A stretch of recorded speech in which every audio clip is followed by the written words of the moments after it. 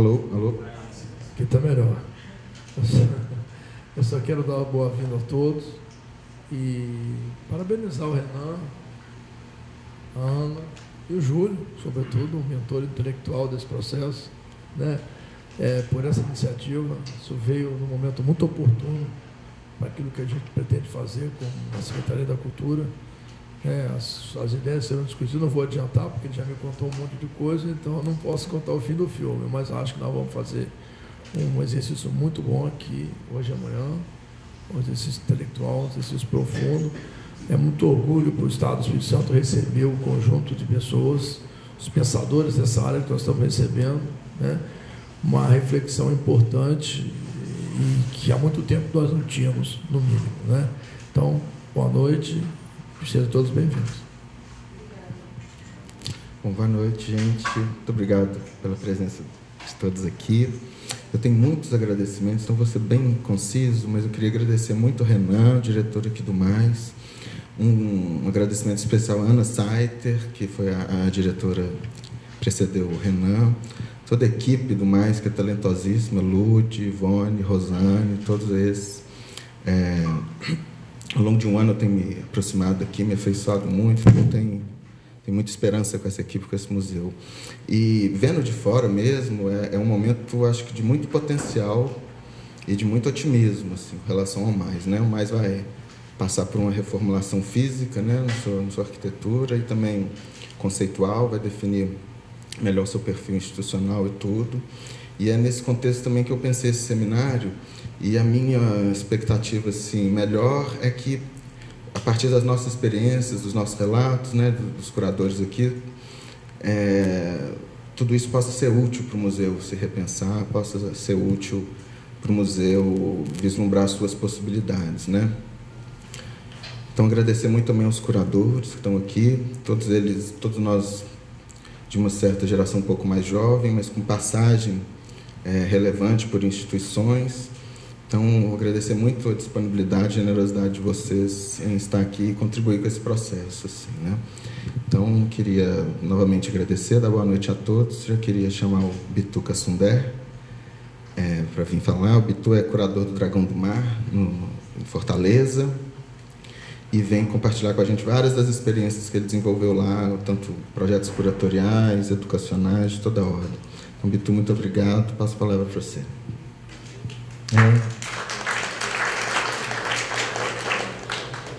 Boa noite a todos. Gostaria de agradecer também a receptividade aqui em Vitória. É a segunda vez que eu volto para desenvolver alguns projetos aqui na cidade. É uma cidade que eu tenho um carinho bastante grande e cada vez mais conheço a produção e fico mais interessado nessas possibilidades que estão se articulando. Agradecer à Secretaria de Cultura pelo convite em participar do edital. Participei da comissão de seleção juntamente com o Júlio e a Almerinda, e foi bem bacana a experiência, porque me possibilitou também ter esse acesso a esse conjunto de artistas que enviam propostas via edital.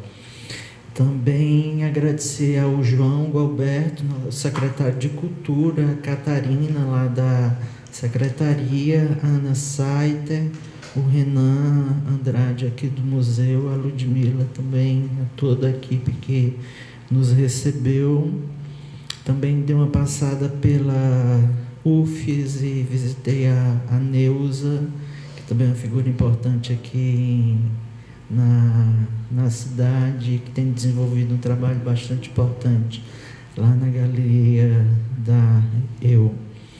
Então, eu vou começar a falar do meu processo de inserção dentro desse circuito de arte, desse circuito institucional, e também de alguns projetos curatoriais que eu desenvolvi. Desculpa, deixa eu também cumprimentar meus colegas curadores, que aqui estão, Júlia Rebouças, minha companheira de um projeto recente do Vídeo Brasil. Quem passar por São Paulo, por favor, visite a 19ª edição do Vídeo Brasil, que fizemos em parceria com mais outros curadores, que fica lá no Sesc Pompeia, Clarissa, a qual a gente tem uma aproximação bastante grande de desenvolver projetos em parcerias também. Lá na minha passagem por Recife,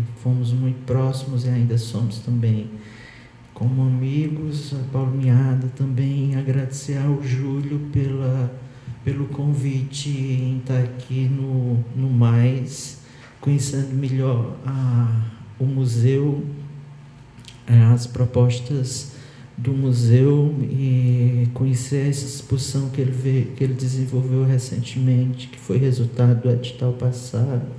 Então foi uma experiência bastante produtiva nessa semana aqui em Vitória. Então minha introdução à prática curatorial, na verdade, ela se inicia de uma forma bem curiosa, que é juntamente com a formação de uma instituição importante lá para Fortaleza, que é o Centro Dragão do Mar de Arte e Cultura. Eu sou da equipe fundadora do Dragão do Mar. Então, o Dragão do Mar nasce em 1998 e eu sou da equipe inicial do Museu de Arte Contemporânea, que é um dos museus que integram o equipamento cultural. Dentro desse equipamento nós temos 2 museus, o Museu de Arte Regional e o Museu de Arte Contemporânea. Naquele momento eu fui trabalhar como educador no museu e iniciei o meu processo de imersão dentro das artes visuais, dentro das práticas do museu, através do educativo, através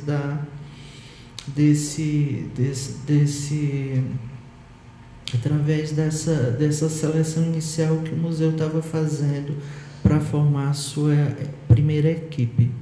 E o Museu de Arte Contemporânea é muito importante para mim nesse sentido, porque foi a minha primeira casa e também um laboratório. Por lá eu passei 7 anos trabalhando.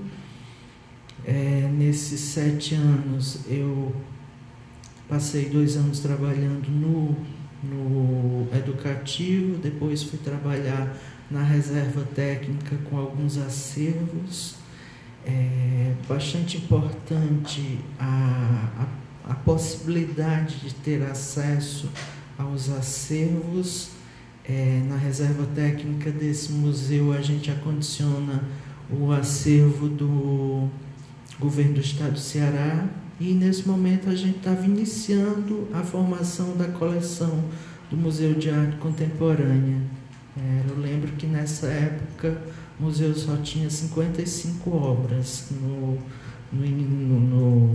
ano inicial do Dragão do Mar, do Museu de Arte Contemporânea, que foi em 98. Então, a minha formação ela se dá dentro dessa instituição. Antes da formação, antes desse trabalho no Museu de Arte Contemporânea, teve um processo formativo importante em Fortaleza, que se chamou, era uma escola de formação em artes, que se chamava Instituto Dragão do Mar. O Instituto Dragão do Mar tinha por objetivo formar profissionais nas diversas áreas e articular o circuito de arte local, não só de artes visuais, mas também de outras linguagens. E 2 anos antes, esse instituto foi formado para que, quando o Dragão do Mar fosse inaugurado, a cidade já tivesse algum corpo de profissionais que pudessem atuar dentro daquele equipamento. Então, eu sou filho desse processo todo de construção que se deu basicamente pela formação e depois pela possibilidade de atuar dentro desse equipamento, que, como eu falei, é meu primeiro lugar no mundo das artes visuais. É lá onde eu me sinto bem, eu me sinto acolhido, e eu passei 7 anos trabalhando lá, saí para estudar e retornei há 3 anos agora como curador do museu.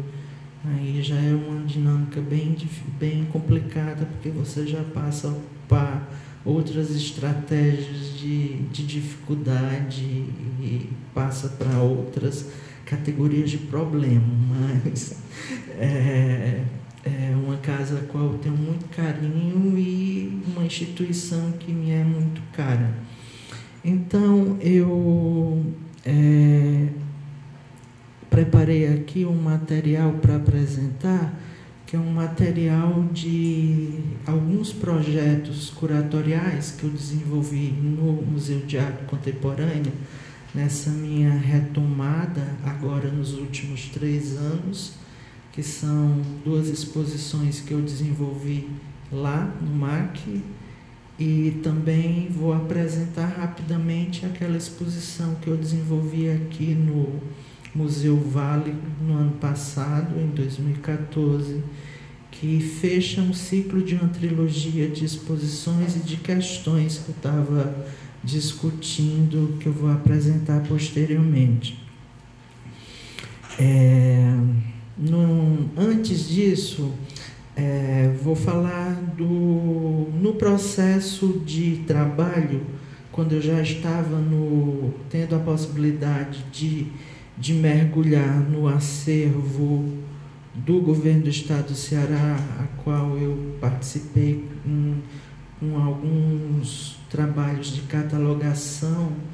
Eu tive acesso também a conhecer a obra do Leonilson, e foi através desse conhecimento inicial com a obra do Leonilson que germinou em mim o interesse de desenvolver uma pesquisa de mestrado na obra do Leonilson. E essa pesquisa de mestrado que eu desenvolvi na UFMG, nesse período, depois desses 7 anos iniciais que eu passo no Dragão do Mar, eu saio para fazer mestrado na UFMG, e era uma pesquisa sobre a obra do Leonilson. E é interessante porque essa descoberta do Leonilson se dá através desse meu interesse que se articula muito através da pesquisa inicial que desenvolvia nos diferentes acervos lá da Reserva Técnica. A Reserva Técnica lá era composta, como eu falei, principalmente do acervo do governo do estado do Ceará, e tinha um acervo muito especial do artista Antônio Bandeira, e eu tive a possibilidade de trabalhar nesse acervo. E na sequência o museu recebe um núcleo da exposição do Brasil 500 anos, aquela grande exposição que teve em São Paulo. E dentro da exposição dos 500 anos tinha uma sala dedicada ao Leonilson. E ali, naquele momento em que eu trabalhava com acervo, com montagem, que eu tenho um acesso inicial ao trabalho dele, que me estimula a desenvolver uma pesquisa maior sobre o seu trabalho. Então eu passo esses 7 anos iniciais no Dragão do Mar e saio para Belo Horizonte para desenvolver essa pesquisa na obra do Leonilson. Na decorrência desses diferentes trabalhos que eu desenvolvi no Dragão do Mar, nas diferentes funções que eu passei na instituição. Quando eu estava já na finalização da pesquisa de mestrado, não, vou voltar um pouquinho para o Dragão do Mar, desculpa. Antes de sair para o mestrado em Belo Horizonte, eu já comecei a desenvolver, a partir dessas pesquisas que eu vinha desenvolvendo no acervo, eu já comecei a desenvolver curadorias, desenvolvi pequenas exposições a partir dessas pesquisas que eu desenvolvia no acervo do Antônio Bandeira. E foi nessa... E também tinha um outro espaço importante, Fortaleza, o Centro Cultural Banco do Nordeste, também, que tem um edital que também é bastante significativo para a cena local, que estimula também a prática curatorial. Eu lembro que eu mandei um projeto para o Centro Cultural Banco do Nordeste, fui aprovado, e foi ali que eu comecei a desenvolver curadorias, a partir dessa investigação inicial com os acervos que eu trabalhava lá no Dragão do Mar, e já no BNB com outro projeto. Então, quando eu estou voltando já para Belo Horizonte, após essa pesquisa inicial na obra do Leonilson, surge a possibilidade de trabalhar num programa que foi bastante importante para toda uma geração de curadores e de artistas aqui no Brasil, que foi o programa Rumos de Artes Visuais. Fui convidado para participar de acho que era a quarta edição, Clarissa? Acho que sim, quarta. Lembra, Sofia? Quarta edição do Rumos, e eu e Clarissa participamos dessa edição. Nós ficamos responsáveis por fazer o mapeamento do Nordeste. Eu mapeando 5 estados do Nordeste e Clarissa 4. É isso? Né? Acho que sim. E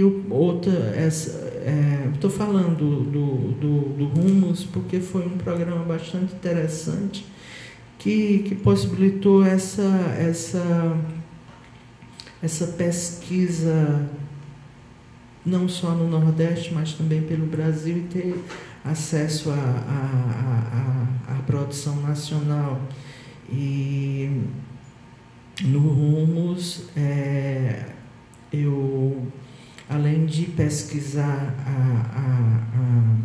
a produção nordestina, também tinha como curador a possibilidade de desenvolver outras ações pelo Brasil, tinha a possibilidade de desenvolver curadorias, tinha a possibilidade de conhecer instituições, tinha a possibilidade de viajar. Então, foi bastante significativo esse trabalho, porque possibilitou essa imersão por outros lugares, por outras produções. Foi uma grande plataforma que também me permitiu esse acesso a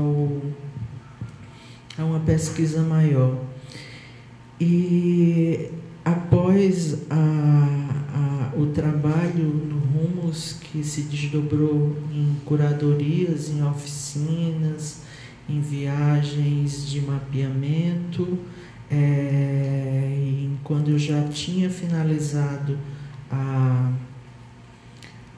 minha pesquisa de mestrado, surge um convite que parte tanto do projeto do Ricardo Rezende, que era o coordenador do projeto Leonilson, de, junto com ele, pensar uma exposição panorâmica da obra do artista, que seria apresentado no Itaú Cultural. Então, a partir é interessante porque eu pesquisei o Leonilson no mestrado na UFMG e logo em seguida eu pude ver muitas questões da minha pesquisa se transformar em algo mais concreto, que foi a exposição apresentada no Itaú Cultural. Foi uma exposição que ocupou todo o Itaú Cultural, se chamava Sob o Peso dos Meus Amores, e eu vou apresentar um pouco dessa imagem dessa exposição para dinamizar também um pouco a fala, não ficar tão engessada aqui.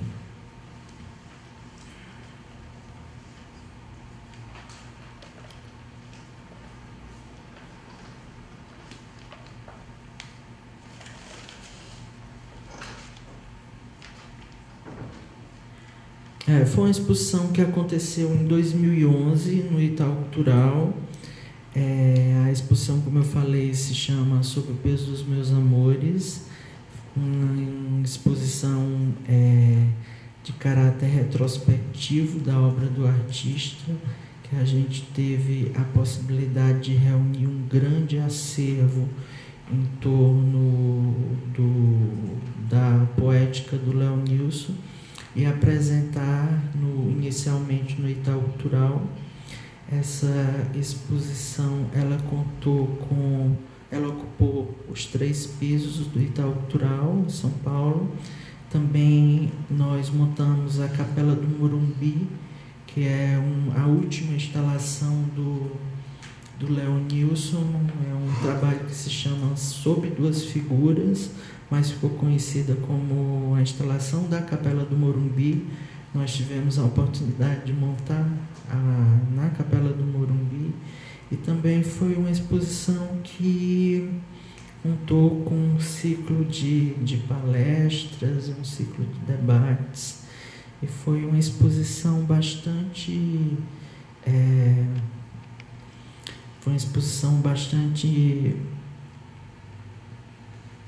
eu diria amada e odiada ao mesmo tempo, porque